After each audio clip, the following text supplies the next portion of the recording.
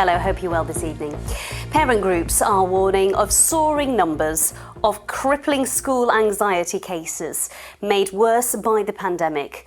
Some children are suffering physical symptoms such as stomach pain and headaches, and others have experienced panic attacks.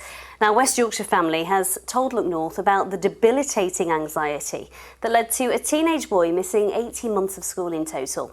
Here's our social affairs correspondent, Emma Glasby. Matty has struggled with anxiety in his teenage years. He's 16 and he's autistic. When he moved to a large secondary school in Wakefield, he began having panic attacks.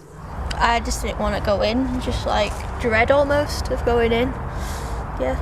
The problem in my school was that it was so big, and the SEN area and staff, there was quite a bit of understaffing, and there wasn't enough people to help, and just too many kids to deal with. I didn't know half my teachers' names. In total, Matty missed around 18 months of school. His mum saw his mental health gradually deteriorate. Having panic attacks, unable to get in the car, unable to go to school. It was really tough for both of us, for all of us really, because he was desperate to go to school. He really wanted to be in school, and he kept saying, "I'll try again, Mum, I'll try really hard." But I think what people maybe don't understand about mental health and anxiety in particular is that it's like any health problem. If you can't do something, you can't do something, and no amount of trying to think yourself out of it is going to make any difference to that. There are no official figures for how many children are missing school because of anxiety and other mental health problems. But those who are supporting families say more and more pupils are struggling. I think it's increasing because the system has become less flexible. It's become overly academic, which doesn't suit all children. Parents are made more anxious because they're worried, they're threatened with fines, they're told you must force attendance. That's the way to do it. You must push through this. Hugely damaging. One special educational needs solicitor says he's now being contacted by around 7 families every day. School anxiety and generally the mental health of our children has been a massive issue for many years, but particularly more pronounced since the pandemic. It really is a particular crisis. In my view, we are facing an unprecedented crisis of proportions we've never seen. There's no middle pieces. At this school in Leeds, they're making the mental health of pupils a priority. This is a coaching session. Pupils from different years form a group led by a member of staff and get together regularly to just meet up and talk. Each week I do look forward to it because I can just relax and don't have to think about my lessons as much. It feels really good because you've got it off your chest and you don't have to worry about it anymore. And because everyone else is in a different year group, they've experienced it as well. It kind of brightens up my day, adds some happiness to it.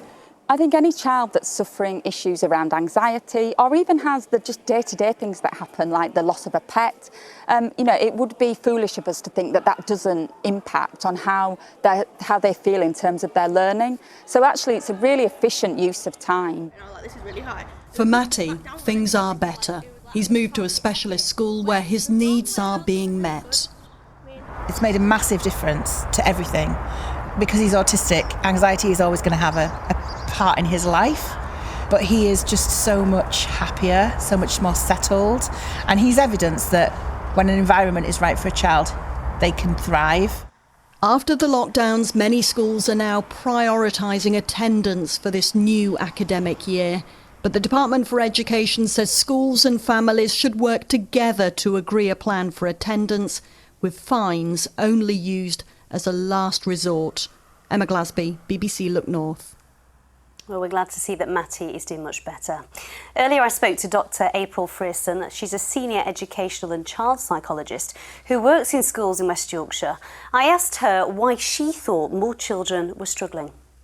I think the difficulty is because children have maybe not been attending school, the anxiety's been taken away, and then when it's come to September and there's an expectation that they are back in, we are seeing attendance difficulties around children and people coming back into school, huge anxieties about coming in, worry. Some of that is to do with COVID, but a lot of it is things that were occurring before the pandemic that have just kind of been exaggerated. We've heard there from a lawyer saying they're seeing unprecedented crisis like they've never seen before. Would you agree with that? I think it feels like a crisis when you're on the receiving end. I think we are under-resourced in terms of mental health, in terms of schools' capacity. It's been really hard for schools the last 18 months. I think they've literally been on their knees. So I think it feels like a crisis because the resources aren't necessarily there readily available. There's been a lot of emphasis on children having to catch up in the classroom, but is there enough consideration for the mental health of a child and the SEND provisions as well? No, and I think that has been lacking for some time. I think there is an emphasis on the academic, on catching up, but we need to look at mental health. We need to look at making children and people feeling safe so that they come in, so they're ready to learn, because children can always revisit education. They can't necessarily revisit the mental health. So as a psychology service, that is what we are promoting, that it's about relationships, it's around safety, it's around transition back in, and the education needs to be slotted in where appropriate. April, if there are parents who are watching who are seeing signs of their children struggling, what should they do? I would speak to school, I would speak to the Special Educational Needs Coordinator, the Wellbeing Lead, but also speak to their own child, young person, just around factors that might be existing in relation to that anxiety, because it may not necessarily be something to do with school. It might be something outside of school, in home, friendships, etc. as well. Dr. April Frearson, thank you for your time. Our first studio guest in quite a while. Felt like quite a big moment, did that. If you or someone you know has been affected by the issues raised in tonight's report, then you can contact the BBC Action Line via bbc.co.uk/action line for details of organisations which offer advice and support.